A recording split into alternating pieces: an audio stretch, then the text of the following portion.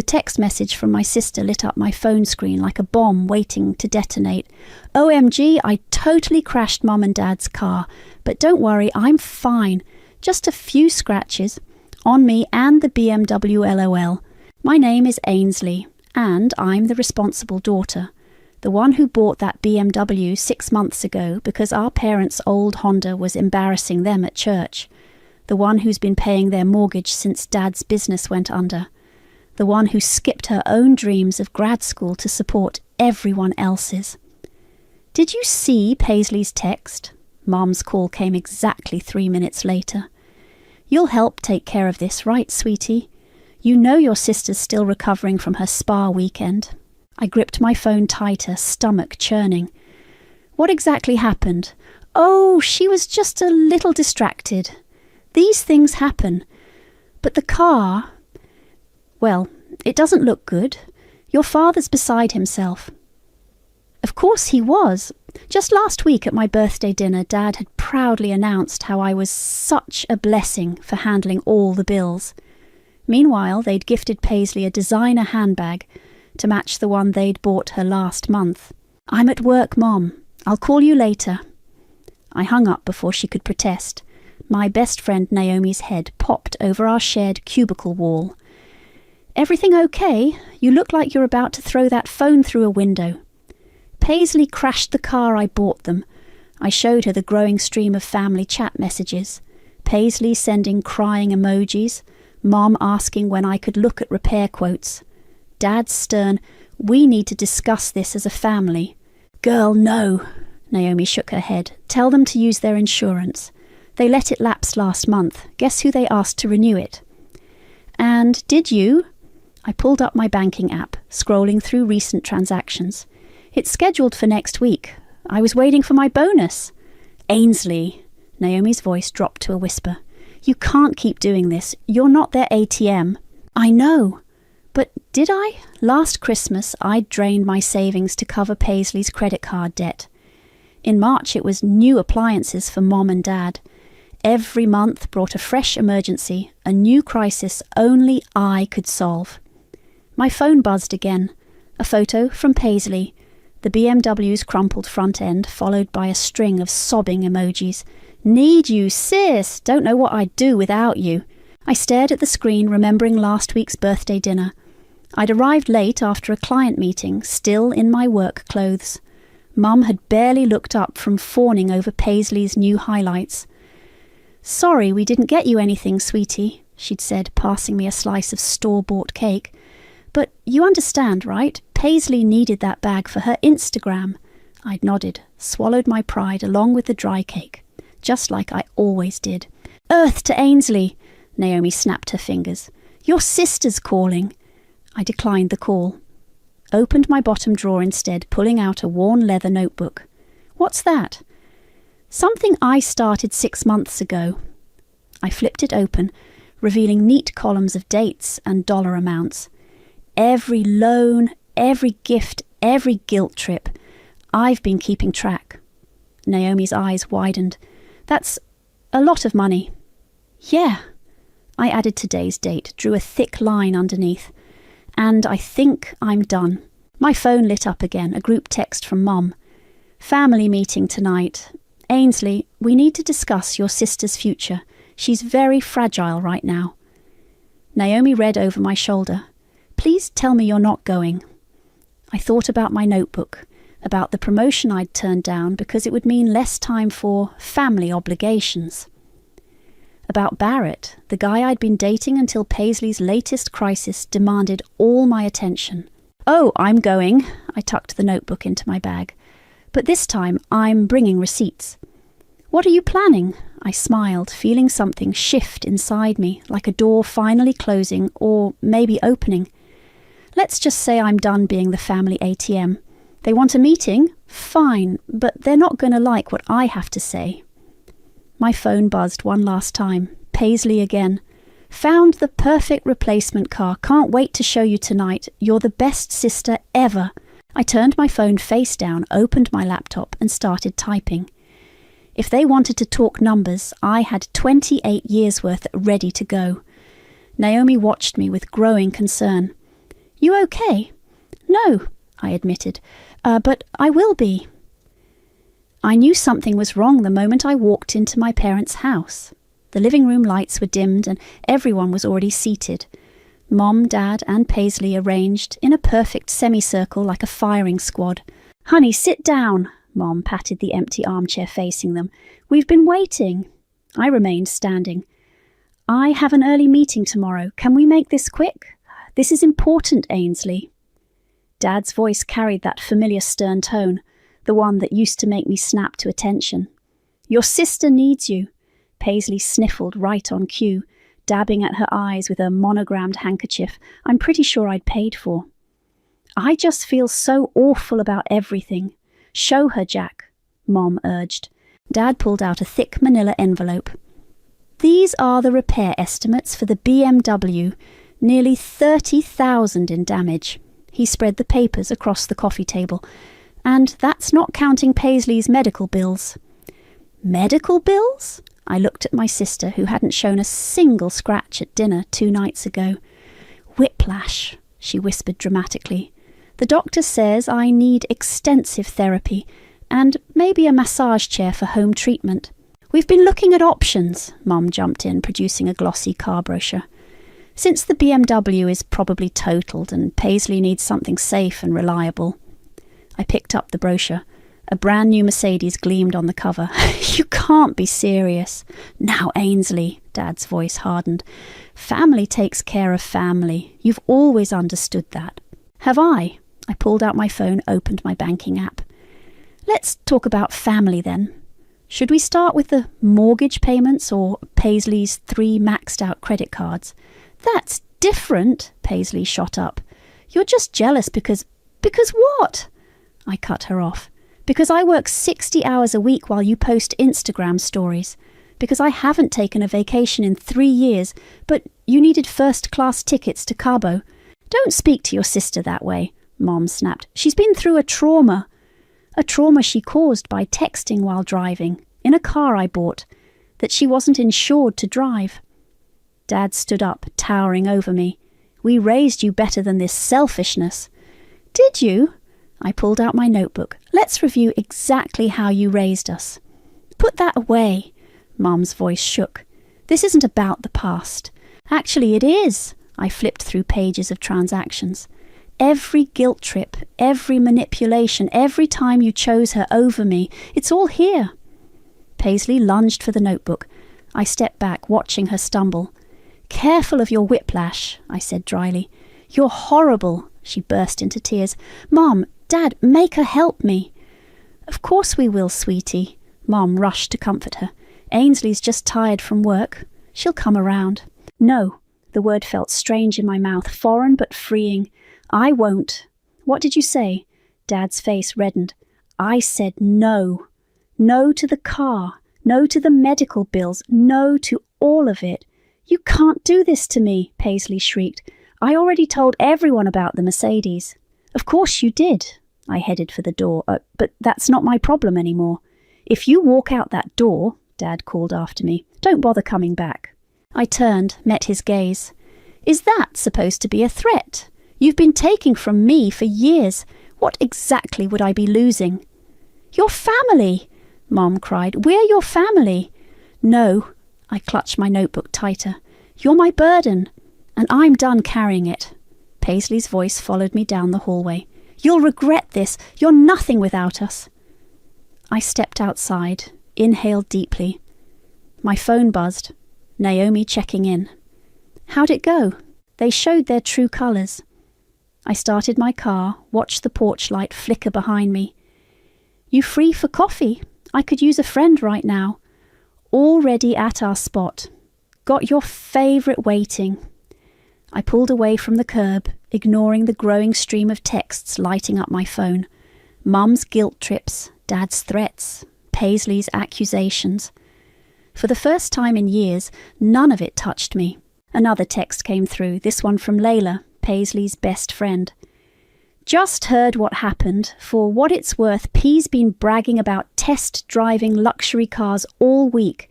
Said you'd never say no to her. Thought you should know." I wasn't surprised, just tired, so tired of being the responsible one, the reliable one, the one they all took for granted. But not anymore. I touched the notebook on my passenger seat, feeling its weight. The weight of years of receipts, records, and resentment. They wanted to talk numbers? Fine. I had a feeling they wouldn't like the final tally. $87,422, I said, spreading the papers across Naomi's kitchen table. That's just from the last 2 years. Naomi choked on her coffee. You kept all these receipts? Every single one. I sorted them into neat piles.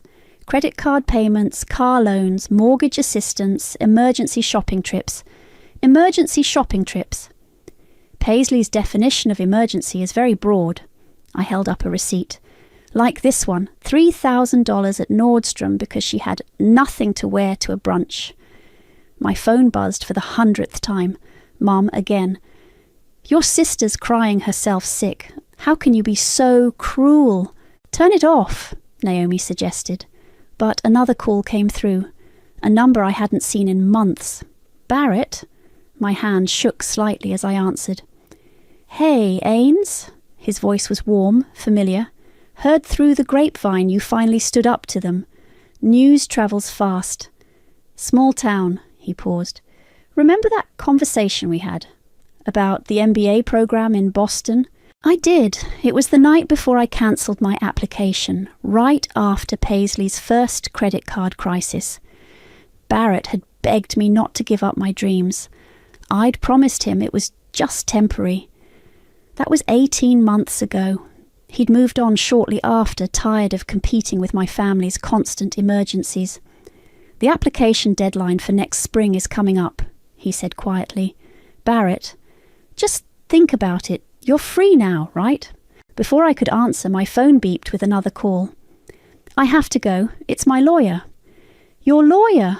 Barrett and Naomi spoke simultaneously. I switched calls. Hi, Sandra. Yes, I have all the documentation ready. Tomorrow at 2? Perfect. Naomi raised an eyebrow as I hung up. A lawyer. Getting serious, aren't we? I'm done playing games. I pulled up my email, showing her the draft I'd been working on. This is a formal notice severing all financial ties. Once it's filed, they can't touch my accounts or use my credit for anything. They can do that. They've been using my information for years. Dad opened 3 credit cards in my name for emergencies, which apparently include Paisley's spring break trips. My phone lit up with a text from Layla. You need to see this. She'd sent a screenshot of Paisley's private Instagram story. A photo of a silver Mercedes with the caption, "Coming soon, big sis always comes through." The audacity, Naomi whispered. She posted that after I said no. I felt something snap inside me. After I explicitly told them, Ainsley. Naomi grabbed my hands. Breathe. I am breathing. I pulled away, started gathering the receipts. I'm breathing just fine.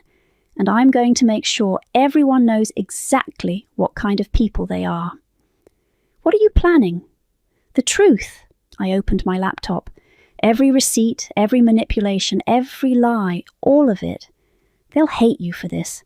They already hate me. At least now they'll have a reason. My phone buzzed again. Dad this time. Your mother's blood pressure is through the roof. Is that what you wanted? To make her sick with worry? I showed Naomi the message. See, it's already starting. The guilt trips, the health scares, the emotional manipulation. Classic narcissist playbook, she agreed.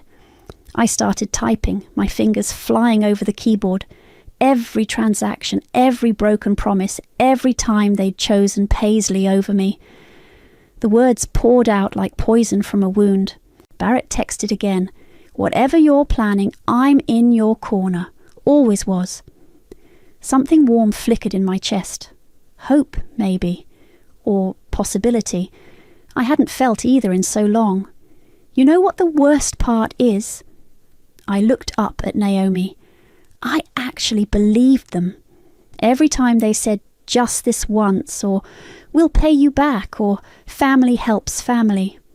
I wanted so badly to be the good daughter. You were too good, she said softly. That's why they took advantage. My phone chimed with an email notification, Sandra confirming tomorrow's appointment with a note. Bring all documentation. We'll make sure they can't touch you again. I saved my draft, closed my laptop. The stack of receipts seemed smaller now, less overwhelming.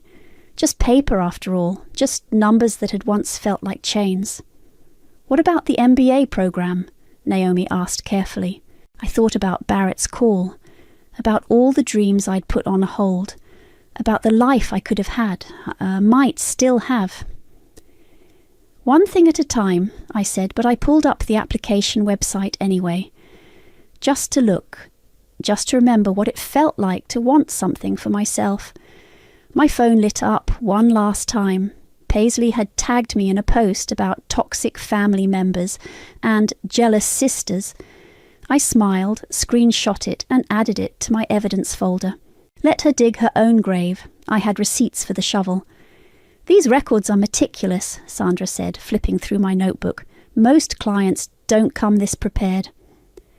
I sat straight-backed in her office, watching her review the documents. I've had practice keeping track. I can see that.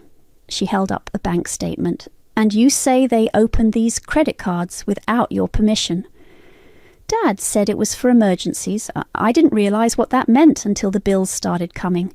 Sandra made notes on her legal pad. This is identity theft, Ainsley. We could press charges. I don't want to send them to jail. I twisted my hands in my lap. I just want them to stop. Sometimes the threat is enough. She pulled out a thick document. This cease and desist letter will make our position clear. Once served, any attempt to access your finances will have serious legal consequences. My phone buzzed. Mum's text read, Family dinner Saturday, non-negotiable. We need to discuss your attitude. I showed Sandra the message. They're not going to make this easy. They never do, she started typing. But we'll be ready. The door opened and her assistant brought in more papers. Ms. Morrison, your mother's on line 1. Says it's urgent. Block the number, Sandra instructed. All communication goes through me now.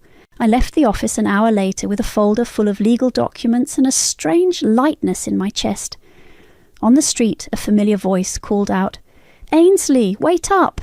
Layla jogged toward me, looking uncomfortable. Can we talk? We found a nearby coffee shop. Layla fidgeted with her cup, avoiding my eyes. Paisley doesn't know I'm here, she blurted, but you need to know what she's planning. Let me guess, more social media drama? Worse. Layla pulled out her phone. She's telling everyone you stole from your parents, that you're the reason they might lose their house. I laughed, surprising us both. She's not entirely wrong. I am stopping payments on their mortgage. It's more than that. Layla showed me screenshots of private messages. She's contacted your work, your clients. She's trying to ruin you. Of course she is. I took a sip of coffee. That's what narcissists do when they lose control. I never realised. Layla looked down. I always thought you were just the mean older sister, the way Paisley told it. That's how manipulation works. I pulled out my own phone, showed her the records. Want to see the real story? An hour later, Layla sat back, stunned. Holy shit, the car, the credit cards, the mortgage. How did you survive this? By keeping records. I gathered my papers. And now by ending it. My phone lit up, Barrett again. Heard about Saturday's dinner. You're not going alone, right? Before I could respond, another text came through. Dad, your sister's in tears. Your mother can't sleep. Is this the daughter we raised? No, I muttered, typing back. This is the daughter who finally woke up. Layla read the exchange over my shoulder. They're really good at making you feel guilty. They had years of practice. I stood up. But not anymore. Outside, the autumn air was crisp with possibility. My phone buzzed with a notification. Paisley had posted again a tearful selfie captioned, Family betrayal cuts deep. G'dah, toxic sisters. G'dah, narcissistic abuse. I screenshot it, sent it to Sandra, then blocked my sister's account. What are you going to do? Layla asked. About Saturday? I smiled. I'm going to give them exactly what they want, a family discussion, with receipts. Back at my apartment, I found a package waiting. Inside was a Boston University course catalogue with a post-it note from Barrett. It's never too late to choose yourself. I was reading through the MBA requirements when Naomi called. Your mom just tried to friend me on Facebook, she said, and your dad left a voicemail about talking sense into you. They're getting desperate. I opened my laptop, pulled up the cease and desist letter. Good. Are you sure about Saturday? You could just not go. No. I started typing, my fingers steady on the keys. They wanted a meeting. They'll get one. But this time I'm setting the agenda. My phone lit up with another message. Paisley had created a group chat with extended family. Pray for my sister. Something's wrong with her. I added the screenshot to my growing file, then turned back to my laptop. The words flowed easily now, years of suppressed truth finding their voice. Let them plot and plan. Let them spin their stories and play their games. I had something better than manipulation. I had proof. And on Saturday, they'd learn exactly what that meant. You look like you're going to war, Naomi said, watching me get ready for dinner. Not a family meal. Same thing, isn't it? I smoothed down my black blazer, checked my reflection. Professional, untouchable, perfect. My phone buzzed with updates from Layla. Your mum's been cooking all day. Paisley's here too, practicing her crying face in the bathroom. Of course she is. I picked up my briefcase. Not the usual folder, but a proper leather case filled with documents. How's the audience? Full house. Your Aunt Maria's here. Uncle Pete. Even your cousin Sarah flew in. Exactly as I'd expected.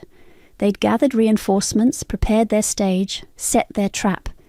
Too bad I'd seen it coming. Barrett called as I was heading out. Still want me on standby? Just in case. I locked my apartment door, but I need to do this alone. You're not alone, he said quietly. Not anymore. I touched the acceptance letter in my briefcase, the one from Boston University, already signed and ready to mail. I know. Naomi walked me to my car. Remember the signal if you need an emergency exit. 3 quick texts, but I won't need it. I started the engine. This ends tonight. The drive to my parents' house was familiar. Too familiar. How many times had I made this trip, rushing to solve another crisis, fix another problem, empty another account? Never again. I parked behind Aunt Maria's SUV, noting the full driveway. 7 cars. 7 witnesses to whatever show my family had planned. Layla met me at the door. They're all in the dining room. Your mom made your favourite pasta. No, she made Paisley's favourite pasta and pretended it was mine. I straightened my shoulders. Like always. The house smelled of garlic and manipulation. Voices drifted from the dining room. Paisley's dramatic sniffles, Mum's concerned murmurs, Dad's controlled anger. There she is, Aunt Maria called as I entered. We've been so worried about you, dear. I took in the scene. They'd arranged the seating perfectly, Paisley at the head of the table looking fragile in an oversized sweater. Mom and Dad flanking her like guards. The relatives spread out strategically, ready to pile on. Ainsley, Dad's voice carried that familiar warning tone. Sit down, we need to talk. Yes, I set my briefcase on the table. We do. Sweetie, Mom reached for my hand. I stepped back. We're all here because we love you. We're worried about your behaviour. My behaviour? I smiled.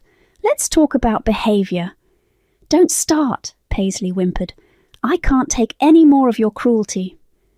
I opened my briefcase, removed the first document. Interesting choice of words. Let's discuss cruelty. Now listen here, Uncle Pete started, but I cut him off. No, you listen. I placed the paper in front of him. That's a credit report showing 3 cards opened in my name without my consent. Federal crime, by the way. That was for family emergencies. Dad stood up. Like these? I pulled out more papers. Paisley's spa weekends, her shopping sprees, the car she crashed while texting. "Stop it," Paisley wailed. "Mum, make us stop. I'm just getting started." I laid out document after document. Bank statements, mortgage payments, text messages showing systematic manipulation and emotional abuse. Aunt Maria picked up a statement, gasped. "Jack, these amounts—" "Family helps family," Mum repeated weakly. "Does family file false credit applications?" I produced the legal documents. "Does family drain their daughter's accounts while funding another's luxury lifestyle?" "You ungrateful—" Dad lunged for the papers. I pulled them back. "Careful, my lawyer has copies of everything." The room went silent. Paisley's fake tears dried up instantly. "Lawyer," Mum whispered. "Sandra sends her regards. She's very interested in the identity theft angle."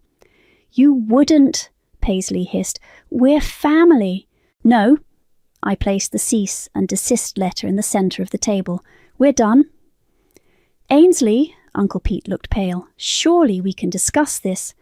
I've got an MBA acceptance letter in here too." I patted my briefcase. "And a new job offer. In Boston." "Boston?" Mum's voice cracked. "But who'll take care of a—" "Not my problem anymore." I stood up. "The letter explains everything. Any attempt to access my accounts will result in legal action. Any harassment will be documented." "You can't do this to us!" Paisley shrieked. "Watch me." I walked toward the door, stopped, turned back. "Oh, and Paisley, the Mercedes dealership called. They're wondering about that down payment you promised. Good luck with that." The explosion behind me was spectacular. Paisley's screams, Mom's sobs, Dad's threats. But I didn't look back. My phone buzzed as I reached my car. Barrett. "Done?" "Done," I replied, feeling lighter than I had in years. "Want to get coffee and help me apartment hunt in Boston?" The future stretched out before me, wide open and gloriously free of family obligations. Time to start living it. The fallout was nuclear. Within hours, my phone exploded with messages from relatives I hadn't heard from in years. Cousin Sarah called me heartless. Uncle Pete demanded explanations.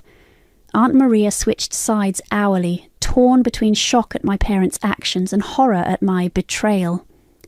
"Your mother's in the hospital," Dad texted at midnight. "I hope you're happy." I showed Barrett the message over coffee the next morning. Right on schedule, the medical emergency card. "Is she really in the hospital?" "Probably just went to urgent care for her blood pressure again." I stirred my latte. "It's their favourite tactic when guilt trips fail." My phone lit up with Layla's call. "You need to see this. Paisley's lost it." She sent me a screen recording of Paisley's Instagram live. My sister, mascara artfully smeared, was spinning a dramatic tale of abandonment and abuse. "My own sister," she sobbed to her followers. "She's trying to destroy our family after everything we've done for her." "Everything they've done for you?" Barrett scoffed. "That's rich." "Wait for it," I said. Right on cue, Paisley pulled out a GoFundMe link. "My parents might lose their house because of her, if anyone can help." "Wow," Barrett whistled. "She works fast." "Not fast enough." I forwarded the video to Sandra. Fraud is still fraud, even on GoFundMe. My phone buzzed again, Mom calling from an unknown number. I declined it. "You okay?" Barrett reached across the table. "Better than okay." I pulled out my laptop, showed him the Boston apartment listings I'd bookmarked. "I'm free." A commotion outside the coffee shop caught our attention. Through the window I saw Paisley storming toward the entrance, Layla trying to hold her back. "Incoming," Barrett warned. The door chimed. Paisley burst in, face red. "How dare you!" Other customers turned to stare. I kept my voice level. "This is a public place, Paisley. Let's not make a scene." "A scene?" She laughed hysterically. "You want to talk about scenes? Mom's in the hospital because of you. Urgent care or emergency room this time. You think this is funny?" She slammed her hands on our table. "They're freezing the accounts. The mortgage payment bounced." That tends to happen when you stop paying them. They'll lose everything. No, I corrected. They'll lose what they never earned. There's a difference. Layla finally caught up, looking apologetic. I tried to stop her. It's fine. I started packing up my laptop. We were just leaving. To go where? Paisley blocked my path. To Boston, running away like a coward. Actually, I'm meeting with the fraud department at the bank. I checked my watch. Want to come? We can discuss those credit cards Dad opened in my name. The colour drained from her face. You wouldn't. Try me. We're family, she whispered, but the words sounded hollow now. Family doesn't steal from family. I shouldered my bag. Family doesn't manipulate and gaslight and drain their daughters' accounts for 28 years. I'll tell everyone what you did. You mean what you did? I pulled out my phone, played a video, Paisley bragging to Layla about manipulating me for money. I've got receipts for everything, sis. Want to compare notes? She turned to Layla, betrayal in her eyes. You recorded me? Someone had to tell the truth, Layla said quietly. Paisley's face crumpled, real tears this time, not the performative ones she was famous for. What am I supposed to do now? Get a job? Barrett suggested. Like everyone else? My phone buzzed with another update from Sandra. GoFundMe's been reported and removed. Your parents are attempting to dispute the cease and desist. Would you like to proceed with a legal action? I showed Paisley the message. Ball's in your court, sis. Keep pushing and I'll push back harder. You've ruined everything, she spat. No. I met her gaze steadily. I just stopped letting you ruin me. She stormed out, nearly knocking over a barista. Layla lingered. The Mercedes dealership called her this morning, she said. She'd already picked out custom features. Not my problem anymore. I turned to Barrett. Ready to look at apartments? He grinned. Lead the way. Outside, my phone lit up with notifications. Paisley had posted again, but the comments weren't what she expected. People were asking questions, poking holes in her story. The truth was spreading. You know they'll never forgive you, Barrett said as we walked to his car. Good. I deleted the family group chat without reading the latest messages. Because I'll never forget. The morning sun felt warm on my face, or maybe that was just the feeling of freedom. Either way, I wasn't looking back. Let them rage and plot and play victim. I had a life to build, and for the first time, it was going to be mine alone. The bank meeting was interrupted by a commotion in the lobby. Through the glass walls of the conference room, I watched my father being escorted out by security, his face purple with rage. Well, Sandra said dryly, that was predictable. The fraud investigator, Marcus, shuffled his papers. Should we continue? Please, I straightened in my chair. He's just proving my point. My phone vibrated. Aunt Maria had posted a lengthy Facebook status about family loyalty and ungrateful children. The comments section was a battlefield between relatives taking sides. These credit card applications, Marcus held up several documents, they're clearly forged. Your father didn't even try to match your signature. He didn't think he had to. I showed him the text messages. See? Family emergency. That was his excuse for everything. Sandra's assistant knocked and entered. Ms. Morrison, your sister's outside with a police officer. She's claiming theft. Perfect timing. Sandra pulled out another file. Let's invite them in. Paisley strutted in, flanked by a tired-looking officer. Her confidence faltered when she saw the bank's legal team. This woman stole from our parents, she announced, pointing at me. I want her arrested. Interesting accusation. Sandra spread out the credit card statements. Officer, would you like to see who actually committed fraud? The officer reviewed the documents, his expression darkening. Miss, these cards were opened fraudulently in your sister's name. That's not... Paisley's voice cracked. Daddy said it was legal.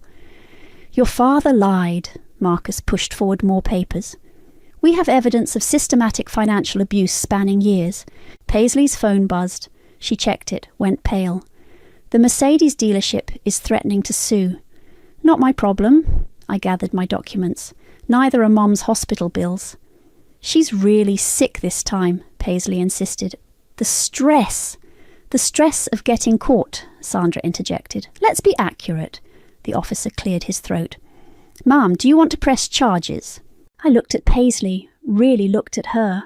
My little sister, the golden child, now trembling in her designer clothes that I'd probably paid for. Not yet. I stood up. Consider this a warning, Paisley. Walk away now, or the next meeting will be in court. You can't do this, but her voice had lost its certainty. What about Mom and Dad? Their house? They have options. I headed for the door. They can sell the house, get jobs, live within their means, like normal people. We're not normal people. We're family. I turned back. No, we're strangers who share DNA, and that's not enough anymore. Outside the bank, Barrett was waiting. How'd it go? Dad got escorted out. Paisley tried to have me arrested. Mom's supposedly dying in the hospital again. I checked my phone. Oh, and Aunt Maria's calling me Satan on Facebook. So, better than expected? Actually, yes. I showed him the email from Boston University. My deposit's been accepted. Classes start in January. Look at you, planning a future. He smiled. Want to celebrate? My phone lit up with an unknown number. Mom calling from yet another line. I declined it, then blocked it. You know what? Yes! I took Barrett's hand. Let's celebrate. We were halfway to dinner when Layla called, panicked. They're at your apartment, your parents and Paisley. They're causing a scene. Good thing I'm not there. I'd seen this coming, moved my important documents to a safety deposit box days ago. Are the police involved? Your neighbour called them. Paisley's screaming about family betrayal. Your mum's having another episode. Record everything, I instructed. Sandra will need it. Barrett squeezed my hand. You're handling this really well. I've had years of practice. I turned off my phone. And now I'm done practicing. Over dinner, we planned my move to Boston. New apartment, new city, new life. No more emergency calls, no more guilt trips, no more draining my accounts to fund someone else's dreams. They'll try to follow you, Barrett warned. Let them try. I sipped my wine. I've got restraining orders ready to file. My backup phone, the one only Sandra and Naomi had the number to, buzzed with an update. The police had cleared my apartment. Dad was cited for disturbing the peace. Mom's episode miraculously resolved once the ambulance arrived. Paisley was posting dramatic selfies from my building's parking lot. Want to know the crazy part? I showed Barrett the latest family group text, forwarded by Layla. They still think they can fix this, that I'll cave if they push hard enough. Will you? No. I pulled out the Boston acceptance letter, ran my fingers over the embossed logo. I'm choosing me this time. Outside, the city lights sparkled with possibility. My phone would be full of threats and guilt trips tomorrow, but for now, I was free. Sometimes the best revenge isn't what you do to others. It's what you finally do for yourself. And I was just getting started. Your apartment's ready, Barrett said, setting down the last box in my new Boston living room. How does freedom feel? Before I could answer, my backup phone buzzed. Naomi's text read, "You need to see this." She'd sent a link to Paisley's latest Instagram post, a tearful video filmed in our parents' kitchen. The furniture was gone, replaced by stacked moving boxes. They're really selling the house, I murmured. Actions have consequences, Barrett said. Even for them. My laptop pinged with an email from Sandra. Cease and desist successful. Credit fraud investigation proceeding. Your parents are requesting a meeting. No, I typed back. They had 28 years of meetings. Layla called next. Your mum's telling everyone you abandoned them. But people are asking questions now about the credit cards, the missing money, everything. Let them ask. I unpacked my coffee maker, the first purchase I'd made just for me. The truth was always there. They just didn't want to see it. Paisley got rejected for an apartment today, Layla continued. Bad credit. She's freaking out. Imagine that, I said dryly, actions having consequences. Barrett helped me arrange my new furniture. All simple, practical pieces I'd chosen myself. No gilt mirrors like Mom preferred. No designer labels like Paisley demanded. Just clean lines and clear boundaries. My work phone lit up with a message from my new boss in Boston. Team's excited to meet you Monday. Corner office is ready. Speaking of consequences, Barrett nodded at my phone. Some are pretty good. A knock at the door made us both freeze. I checked the security camera I'd installed, just Naomi carrying champagne. Housewarming time, she breezed in, hugging me. Also, updates from home. Want the highlight reel? I poured 3 glasses. Hit me. Your parents are downsizing to a rental. Dad's interviewing for jobs. Mum's selling her designer bags on eBay. Naomi ticked off points on her fingers. Paisley's moving in with them, throwing daily tantrums about having to share a bathroom. And the relatives? Aunt Maria found the credit card statements you posted. She's not calling you Satan anymore, Naomi grinned. Actually, she's asking if you'll look at her finances too. Apparently, Uncle Pete's been managing them for years. My laptop pinged again, an email from the MBA program director welcoming me to the spring cohort. Attached was my class schedule, my future laid out in neat academic blocks. Remember when they said you'd fail without them? Barrett picked up my acceptance letter. Looks like you're succeeding because of their absence. My phone buzzed with a text from an unknown number. Dad, the house sells next week. Your mother's heartbroken. Please, Ainsley, we can fix this. I showed Barrett and Naomi the message. Should I respond? What would you say? Naomi asked. I thought about it. About 28 years of fixing their problems. About Paisley's tears and Mom's guilt trips and Dad's stern demands of family duty. Nothing, I decided, blocking the number. I've said everything I needed to say. To us you haven't, Barrett pointed out. How are you really feeling? I looked around my new apartment, my space, my choices, my life. Lighter, I said finally, like I can breathe. Naomi raised her glass. To breathing. To consequences, Barrett added. To me, I said, and meant it. My backup phone chimed one last time, Layla sending another update. Paisley had posted again, but the comments weren't sympathetic anymore. People were sharing similar stories of family financial abuse, of breaking free, of choosing themselves. You started something, Naomi noted. A conversation. Good. I closed my laptop, silencing the last echoes of my old life. Maybe someone else will read it and realise they're not alone, that they can escape too. Barrett pulled me close. Ready for your fresh start? Through the window, Boston's skyline glittered with possibility. My new job waited. My classes would begin. My life, my real life, was finally starting. Actually, I said, I think I started fresh the moment I stopped letting them drain me dry. Naomi topped off our glasses. To fresh starts, then. To freedom, Barrett added. I looked at my phone one last time, at the blocked numbers and ignored messages and severed connections, at the price of freedom and the weight of chains finally broken. To truth, I said, and turned off my phone. Outside, the city hummed with energy. Inside, my apartment slowly came together, each piece chosen by me, for me. No guilt, no manipulation, no false obligations. Just peace. And really, that was the best revenge of all.